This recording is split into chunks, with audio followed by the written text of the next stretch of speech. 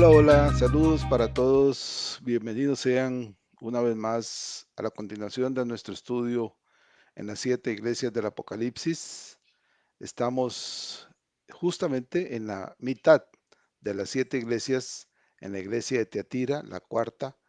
Nos quedarían todavía 3 más por analizar y, valga decirlo, la mitad de la iglesia de Tiatira, ya que es una iglesia que por el contenido de lo que el Señor le manda y por ser, de hecho, la carta más larga que el Señor envía de las 7, conlleva una enorme cantidad de enseñanza, de aprendizaje, de advertencia, de hacer aquello que el Señor nos dice en cada una de ellas, que debemos tener oído a lo que el Espíritu dice a las iglesias.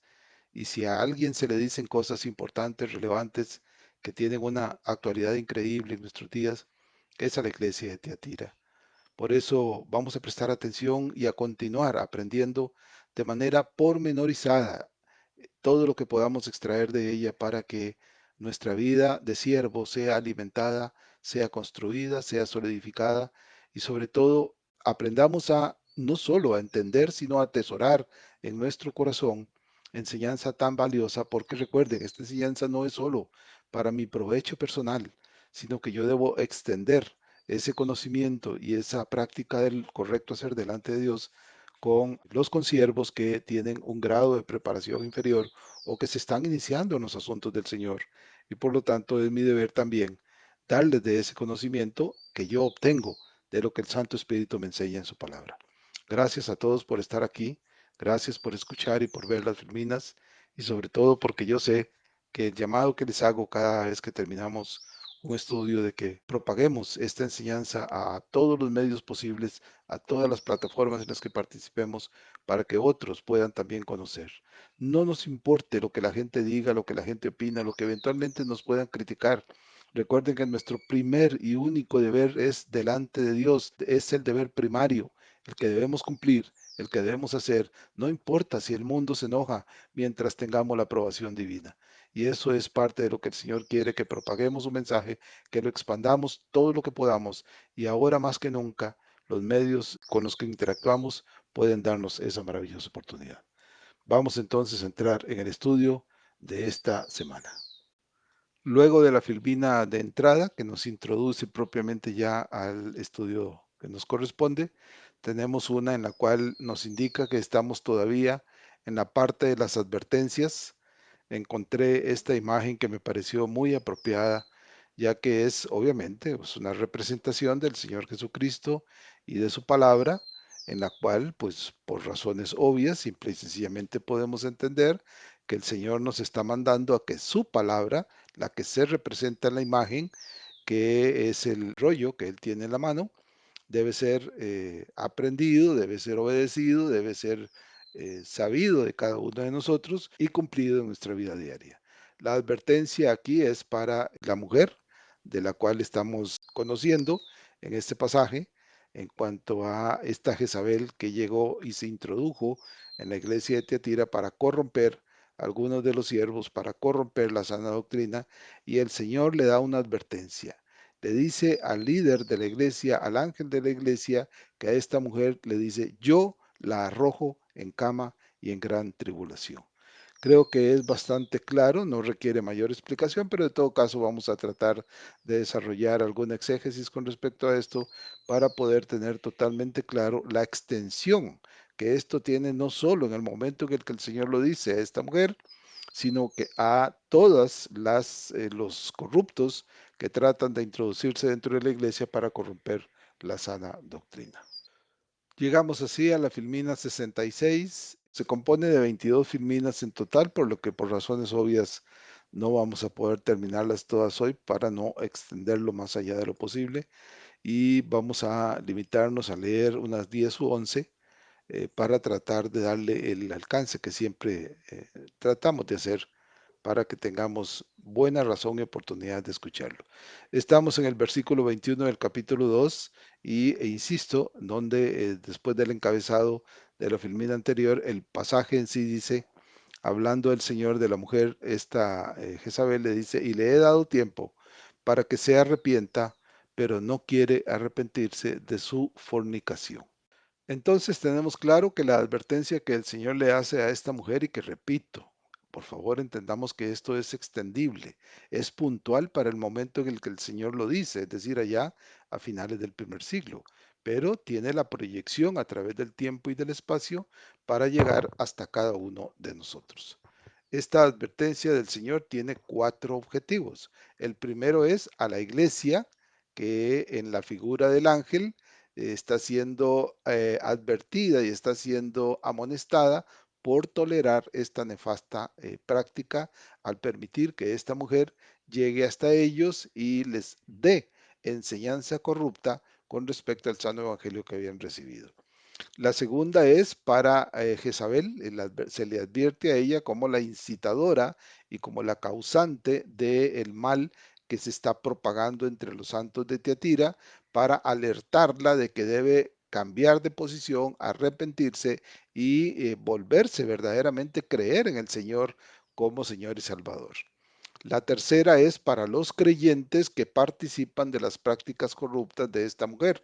Aunque pareciera un poco difícil de creer que a un siervo verdadero y fiel se le pueda inducir a este tipo de cosas, lamentablemente recuerden otra vez lo que nos dice el profeta Jeremías sobre lo engañoso de nuestro corazón, la inclinación que tiene a corrompernos porque es perverso y sobre todo a aquel viejo hombre, aquella vieja naturaleza que está escondida en alguna parte de lo más profundo de nuestro ser y que si le damos cualquier tipo de oportunidad saldrá hacia adelante y podría hacernos caer en cosas como las que se están señalando aquí a la iglesia de Tiatira. Y lo cuarto es a los discípulos o los seguidores directos de esta mujer, es decir, probablemente con ella llegaron algunos del entorno de los que ya le seguían y entraron junto con ella a la iglesia. Esto alguien podría pensar que es un tanto especulativo, pero es poco probable que ella haya llegado completamente sola a abrir campo dentro de la iglesia de Tiatira, por lo que seguramente ya tendría algunos seguidores previos que le darían cierto cuerpo, cierta forma, cierto poder para que haciendo ver que ya tenía discípulos, los nuevos que pudiera lograr dentro de la iglesia fuesen más fáciles de conseguir, sobre todo si tenían una capacidad espiritual y doctrinal muy pobre. Tenemos, por tanto, que de manera muy particular, muy puntual, la recriminación está dirigida en este punto directamente a Jezabel, cuando el Señor le dice que le ha dado tiempo para que se arrepienta. Observen esto que es importante. El Señor no emite su juicio de castigo o el castigo propiamente de manera inmediata, sino que le da tiempo. Te advierto, estás haciendo esto delante de mí y lo repruebo completamente. Te doy tiempo. No es necesario que el Señor diga, te doy un día, 2 días, una semana, no, te doy tiempo. En realidad el Señor es generoso, amoroso cuando dice te doy tiempo, porque la verdad es que en todo su derecho Él podría emitir el juicio y el castigo de forma inmediata. Sin embargo, Él le dice a esta mujer que es impía, que es malévola, le está diciendo te estoy dando tiempo. Y yo doy por sentado por la forma como el Señor se expresa en primera persona hacia ella de que de forma inequívoca Jezabel supo de esta advertencia. No es que ella viviese en la oscuridad en la que ya de por sí vivía, en cuanto a que no supiese dónde estaba, lo que estaba haciendo y a quién se lo estaba haciendo, sino que el Señor de manera clara le está indicando que la advertencia es para ella y ella supo en todo momento que estaba siendo advertida por el Dios al cual adoraban los miembros de la iglesia de Tiatira. Seguimos con la Filmina 67 y tenemos como tercer aspecto, siempre en el versículo 21, que hay un hecho ciertísimo que nosotros debemos tener también bastante claro, y es que, salvo casos muy puntuales, el Señor siempre llama al arrepentimiento antes del castigo. Esto lo podemos ver a lo largo de toda la Sagrada Escritura, sobre todo en la relación que el Señor mantiene con Israel y de manera particular con la relación que Él tiene con algunos de sus siervos a los cuales habiendo extraviado el camino, el Señor los llama para que se arrepienta. Algunos pasajes importantes que les invito a leer para que constatemos estas realidades. Génesis 3, del 9 al 13, del 16 al 19, el Salmo 51:7, Isaías 1:18, Mateo 3:2 y Mateo 4:17. Esto, repito, es el Señor mostrando su amplísima misericordia y que también se hace muy visible en estas cartas del Apocalipsis. Ahora bien, no se dice cómo fue que el Señor le hizo saber a esta mujer de la maldad que estaba cometiendo y de las consecuencias que le iba a acarrear. Tampoco es importante. Creo que en este tipo de revelaciones no es necesario que el grado de detalle llegue a este punto. Basta con que el Señor diga, le he dado tiempo, lo cual estamos entendiendo que le hizo saber a esta mujer lo que estaba haciendo y las consecuencias que iban a caer sobre ella. Por supuesto que Jezabel tuvo que entender en medio de la oscuridad y la maldad que pesaba sobre ella, tuvo que entender perfectamente quién era el que la estaba advirtiendo de su mal proceder. Ella tenía una capacidad de entendimiento lo suficientemente real como para entender a qué iglesia estaba entrando, qué Dios adoraban ahí, quién era el Señor de la iglesia y por supuesto de la forma como el Señor se lo haya manifestado, ella entendió que aquel que era el Señor de esa iglesia la estaba advirtiendo de su mal proceder. Y a pesar de eso, no se muestra aquí que haya tenido la sabiduría de entender quién era el que la advertía y la importancia y el peligro al que se estaba acercando y que su respuesta, por lo tanto, fue no arrepentirse de su fornicación. Por lo menos en la carta no se dice que lo haya hecho y ya luego no se menciona nada más sobre ella, así que el comportamiento de lo que esta mujer haya hecho probablemente haya sido el de seguir en su maldad, ya que uno podría suponer que si ella hubiese verdaderamente se hubiera arrepentido, el Señor hubiese dado algún tipo de referencia para indicar que verdaderamente ella enderezó su camino y siguió los pasos del sano evangelio. Aquí tenemos una llamada de atención y es que esta verdad, es decir, aquello que se refiere al tiempo para el arrepentimiento, fue tan válido para esta mujer en aquel tiempo como lo es para el siervo de hoy. Es decir, que el Señor da el tiempo necesario para que se arrepienta. Se lo dio a ella siendo una mujer perversa y nos lo da a cada uno de nosotros en nuestra condición de siervos y de hijos. Tiempo para arrepentirnos. Pero debemos entender totalmente claro una cosa, que ese tiempo no es indefinido. No es que el siervo pueda cometer pecado y esperar una semana, un mes, un año para arrepentirse. El arrepentimiento tiene carácter de inmediato. Debe ser tan rápido como el siervo se da cuenta que ha cometido pecado. ¿Por qué? Porque la negligencia en rectificar de un pecado cometido y de proceder con un acto de arrepentimiento para enmendar la falta cometida, si no se hace en el momento apropiado, adecuado, casi que inmediato, este trae juicio sobre el siervo. Ese es un hecho inevitable, ese es un hecho real que está debidamente señalado en Hebreos 12:6, un pasaje que citamos con mucha frecuencia, donde dice que el Señor al que ama, disciplina y corrige a todo aquel que toma por hijo.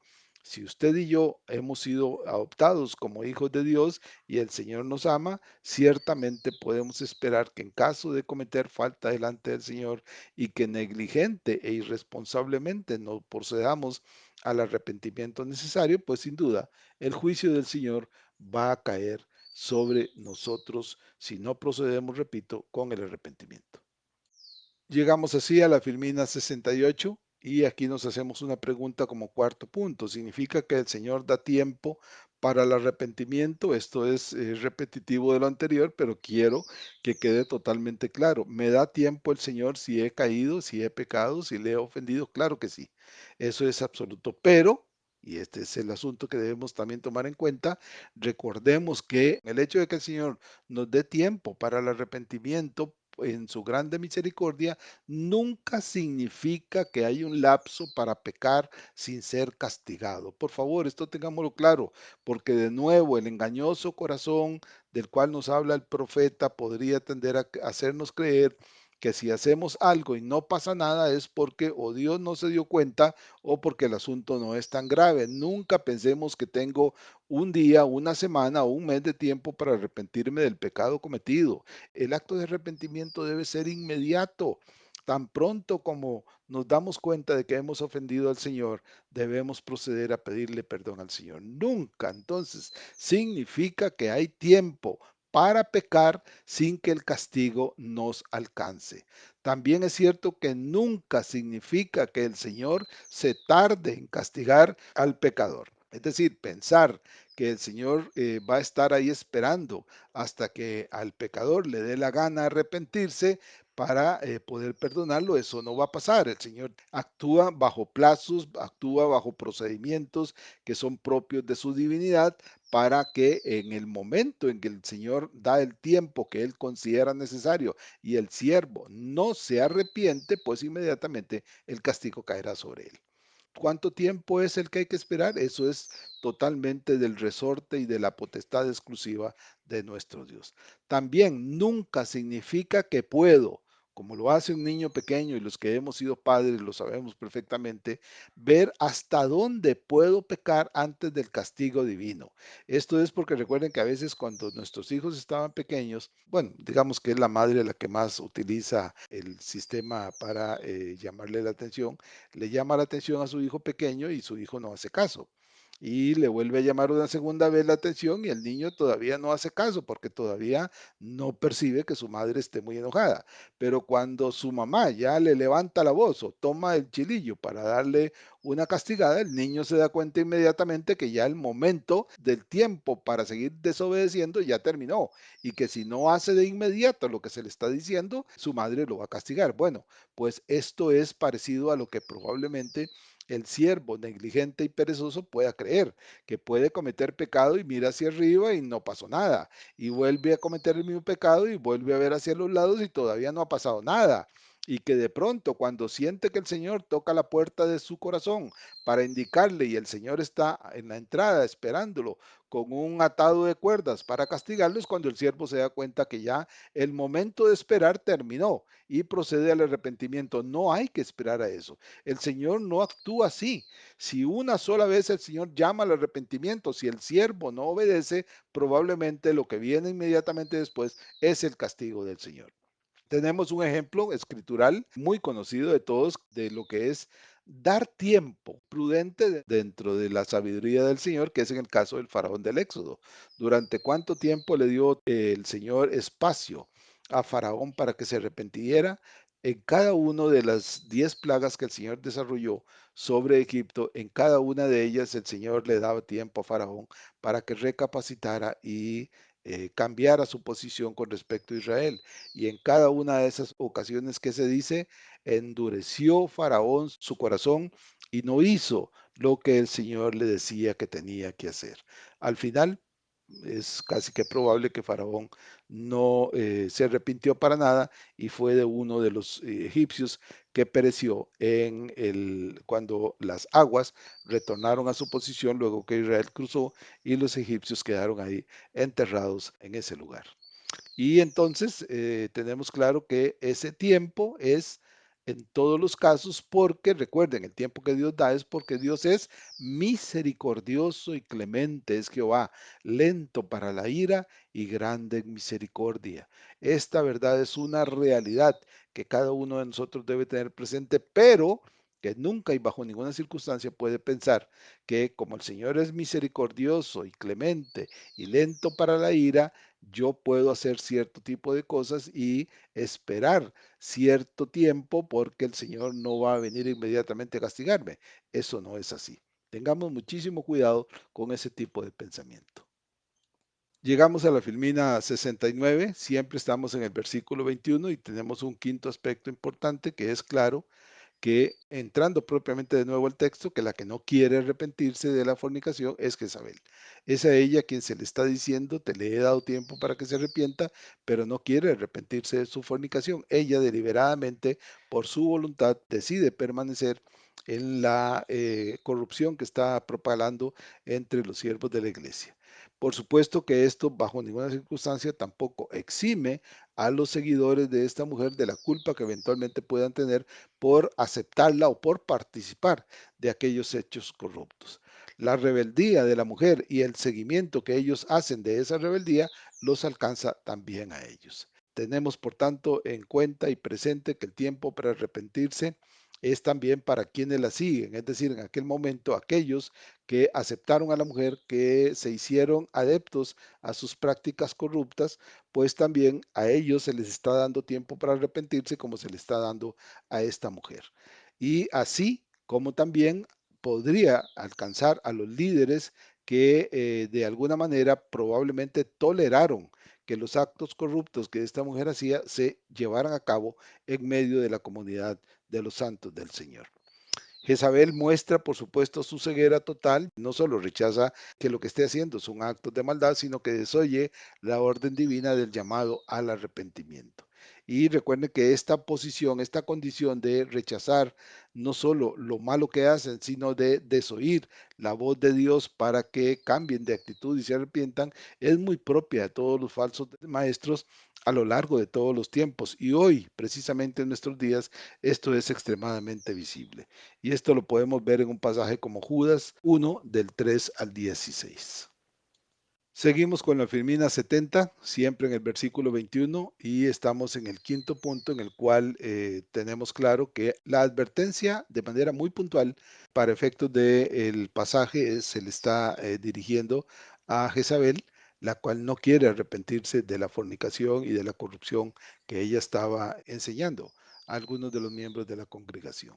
Esto hace que yo me pregunte en mi vida, hoy, en este momento, ¿habrá escondido dentro de mi ser alguna práctica de las que enseñaba esta mujer Jezabel? No nos llamemos a engaño, no es que alguien diga, no, mire, yo no adoro ídolos, yo no practico la fornicación.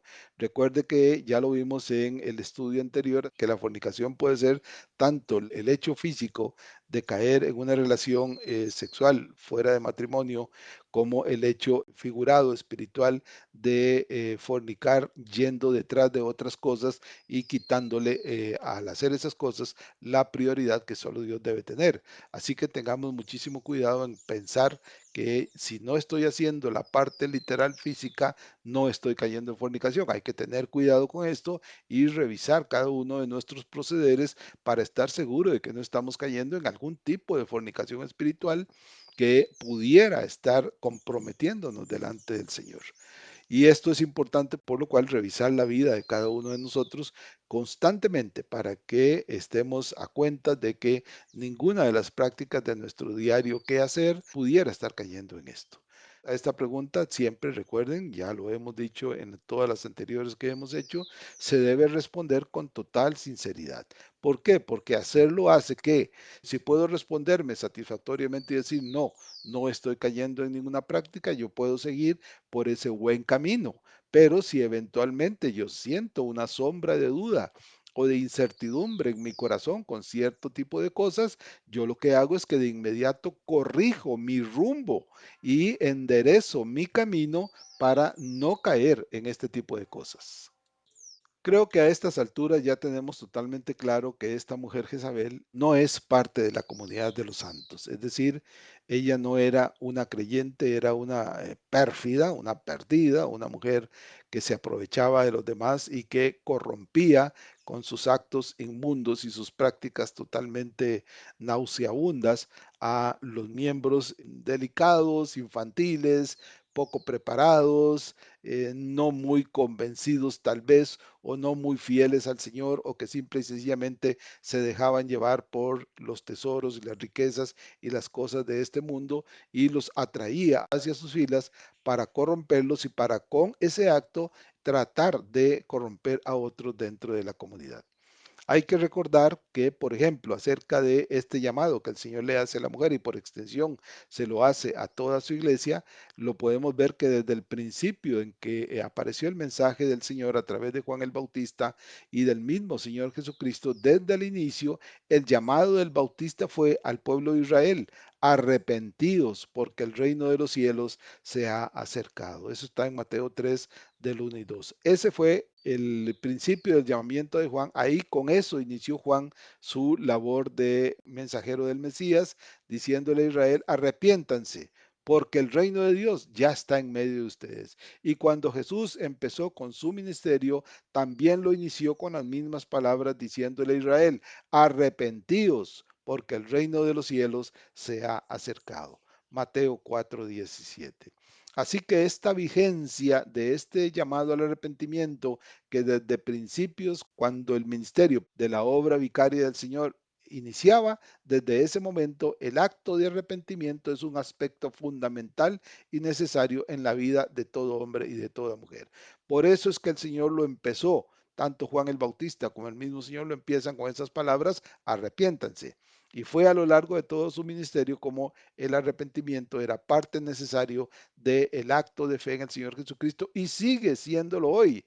¿Qué significa esto? Que hoy para cualquiera que quiera acercarse al Señor Jesucristo y creerle como su Señor y Salvador, primero tiene que arrepentirse delante de Él, reconocer su pecado, reconocer su inmundicia, pedirle perdón al Señor de todo corazón y el Señor lo perdonará y lo recibirá. Seguimos con la filmina 71 y estamos siempre en el quinto punto revisando algunos aspectos relevantes de la condición y la actitud de esta mujer. Y tenemos también que todo esto me enseña que el llamado divino al arrepentimiento es para todo aquel que quiera arrepentirse. Esto parece un poco extraño. ¿Por qué? Porque hay tanta gente que aún teniendo conciencia de que aquello que hace no es lo correcto delante de Dios, dentro del concepto que ellos tengan de Dios, siguen haciéndolo deliberadamente y siguen haciéndolo abiertamente, es decir, que no tienen absolutamente ningún temor. Pablo nos advierte cuando en el Areópago en Grecia, en Atenas, le habla a los griegos en Hechos 17:30 y les dice: Dios, habiendo pasado por alto los tiempos de esta ignorancia, ahora manda a todos los hombres en todo lugar que se arrepientan. Pues bien, estas palabras del apóstol Pablo siguen teniendo absoluta vigencia a lo largo de todos los tiempos hasta hoy. El Señor, habiendo pasado por alto, vean que Dios lo que está diciendo es que el Señor no les está tomando en cuenta a los hombres de momento en el tanto.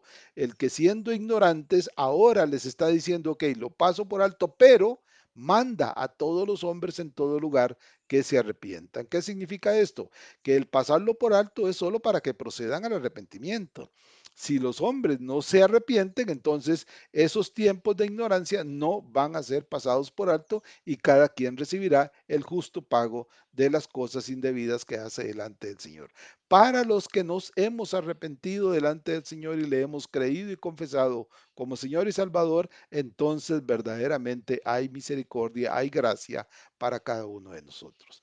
Y este llamado, por tanto, repito, insisto, era tan válido en el momento en que Pablo lo dijo allá en el Areópago en Atenas, como lo sigue siendo hoy y lo ha sido a todo lo largo de la historia. Sigue teniendo el mismo valor que cuando Juan el Bautista lo hizo, que cuando el Señor lo hizo y que cuando Pablo también lo hizo. Así que no nos hagamos de la vista gorda pretendiendo creer que este tipo de cosas solo tenían su aplicación para aquel momento, como habrá algunos que probablemente lo crean, sino que tienen esa actualidad y validez hasta el día de hoy.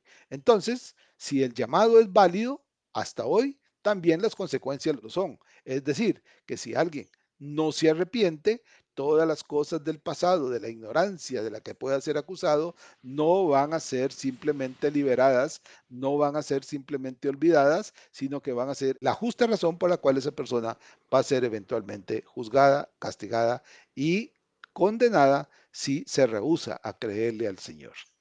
Aquí también cabe una pregunta de carácter personal, ya que toda esta enseñanza es para que yo aprenda algo de lo que el Señor quiere enseñarme, de lo que el Santo Espíritu me está indicando, y es el preguntarme: ¿me arrepiento yo cuando sé que he cometido pecado? Vean que esto es un aspecto importante porque muchas veces dejamos pasar días, dejamos pasar semanas y dejamos pasar el tiempo de haber hecho algo indebido delante del Señor sin que nos acerquemos humillados delante de Él. Por favor, tengamos muchísimo cuidado. Si tenemos conciencia de pecado, lo mejor es arrepentirse inmediatamente y lo mejor sería que todos los días, antes de irme a dormir, yo me acercara al Señor en oración, pidiéndole perdón por las cosas que durante el día haya hecho y con los cuales los he ofendido. Hay que arrepentirse delante del Señor. Ese es un mandato que está a lo largo de toda la palabra de Dios y prácticamente está de manera insistente en cada una de las cartas, por lo menos en 5 de las iglesias a las cuales el Señor las llama al arrepentimiento. Llegamos así a la Filmina 72 y pasamos al versículo 22. Ya cambiamos de versículo aquí, donde el Señor continúa en su carta a la iglesia de Tiatira y le dice, siempre refiriéndose a Jezabel, le dice, he aquí, yo la arrojo en cama y en gran tribulación a los que con ella adulteran, si no se arrepienten de las obras de ella. Tenemos como primer punto importante que la advertencia es una sentencia directa, totalmente directa. Así sucederá en 4 de las iglesias, exceptuando a las 2 que son iglesias fieles, como es la iglesia de Esmirna y la iglesia de Filadelfia. Y esta advertencia se divide y se ejecuta en 3 partes. Primero, es contra Jezabel, a quien se le dice, yo la arrojo en cama. La advertencia aquí es completamente directa hacia ella. Es decir, aquí en el uso del yo, cuando el Señor dice yo la arrojo en cama, sugiere que el Señor interviene de forma directa en la ejecución del castigo. Aunque aquí debemos entender que la fidelidad de lo que el Señor está afirmando aquí no requiere el cumplimiento literal, es decir, no es que el Señor necesite tomar acción física contra la mujer, porque a Él le basta el poder de su palabra, es decir, Él simplemente sentencia el juicio eventualmente y este juicio se ejecuta de manera inmediata y de manera absoluta. Luego tenemos también que esta advertencia está dicha en un presente inmediato. He aquí, yo la arrojo en cama. Este es un acto que es simultáneo al hecho de que efectivamente esta mujer será arrojada en cama. Esta cama es una cama de enfermo. Y así como es la advertencia dicha en un presente inmediato, también se cumple en el futuro inmediato. Por favor, repito, no nos dejemos engañar de pensar que pueden pasar horas, días, semanas antes de que el juicio del Señor caiga sobre un hijo desobediente, porque eso no va a pasar. Llegamos así a la penúltima filmina del estudio de esta semana y siempre estamos en el versículo 22, donde el Señor le ha advertido a Jezabel que la va a arrojar en cama, es una cama de enfermo. Y estamos viendo algunos aspectos importantes acerca de que esta amenaza directa del Señor se divide en 3 partes. Entonces la primera fue contra Jezabel, a la que se le dice yo la arrojo en cama. Al respecto hay unas citas importantes que creo que es necesario que conozcamos. Por ejemplo, La Cueva, que es un comentarista y es un intérprete que yo cito con regularidad, traduce aquí en esta parte donde dice yo la arrojo en cama, dice, mirad que la arrojo en un lecho de dolor. Creo que es bastante claro lo que la forma como lo traduce La Cueva es lo que está señalando, o el Señor lo que le está señalando a la mujer es que la va a lanzar a una cama de enfermo. Luego sigue la cueva y comenta que esta mujer, ella ha incitado a tenderse en su lecho de placer, es decir, la fornicación. El Señor la castiga a tenderse en el lecho de dolor, es decir, en una cama de enfermo. Y concluye después la cueva con respecto a los comentarios que hace, donde afirma el verbo bayo, que significa arrojo, hecho, postro, está en presente, lo que indica que no se va a levantar de ese lecho si no se arrepiente. Vean qué importante esta forma, como la cueva traduce lo que significa el castigo de Dios a esta mujer cuando dice yo la arrojo en cama. Significa que va a estar ahí en su lecho de enferma y no se va a levantar hasta que se arrepienta. Y si no se arrepiente, pues inevitablemente me imagino que la muerte sería la que le llegue y la que le alcance. También hay un comentario de Pérez Millos que apuntala con respecto a esto y dice, debe entenderse que el Señor está advirtiendo sobre una grave enfermedad que caería sobre aquella mujer. Repito, no hay más referencias escriturales, pero si el Señor lo sentenció, podemos tener absolutamente seguro de que esto se cumplió sin lugar a dudas. Y llegamos así a la última filmina del estudio de esta semana, la número 74, y siempre estamos en el versículo 22. Esta es la novena de las 22 que componen esta serie, y estamos en la segunda parte del versículo donde luego que el Señor le dice a la mujer que la arrojará en una cama de enfermo, le dice, y en gran tribulación a los que con ella adulteran, si no se arrepienten de las obras de ella. Dice un refrán que al buen entendedor pocas palabras bastan. Creo que está bastante claro, muy claro, que el Señor está indicando que la única manera de detener este juicio es arrepiéntanse de las obras de ella, no solo para la mujer, sino para los que están siguiéndola. El segundo aspecto de las tres partes en que se ejecuta la amenaza directa es contra los que con ella adulteran, que es justo lo que acabamos de leer en esta parte del pasaje. Estos son los creyentes a quienes ella incitó, es decir, a los que siendo parte de la iglesia se dejaron envolver dentro de los engaños y las telarañas de mentiras y falsedades de esta mujer y los llevó a tenderse en lechos de idolatría e incluso de fornicación, como ya lo vimos que lo señalaba Pérez Millos. Y en esto podrían eventualmente darse dos situaciones.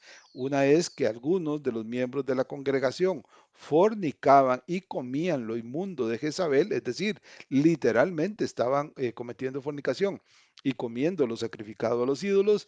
Y segundo, que ellos probablemente, también una consideración, que no participaban directamente en actos fornicarios o comer lo inmundo a los ídolos, pero toleraban las prácticas corruptas en medio de ellos. Y recuerden, tan culpable es el que practica como el que ve y permite que aquello se practique. Por lo tanto, esto también es una llamada de atención para cada uno de nosotros para estar alerta de cosas que pudieran estar pasando a nuestro alrededor, ya sea dentro de la comunidad de creyentes como dentro de nuestro entorno familiar, de no permitir que cierto tipo de cosas que la sociedad considera normales, naturales, incluso hasta necesarias, se estén haciendo, pero que a nosotros nos queda total constancia de que aquello es desagradable delante de Dios, repudiado por parte del Señor y que por lo tanto cada uno de nosotros debe levantar su voz y oponerse a este tipo de cosas, porque callarse y permitirlo nos hace, como dije hace un rato, partícipes de este tipo de cosas y eso es algo que el Señor simple y sencillamente no va a tolerar. Así que por favor estemos atentos y estemos dispuestos a oponernos a cosas que bien sabemos no son propicias, no son aceptadas y no son de la aprobación divina.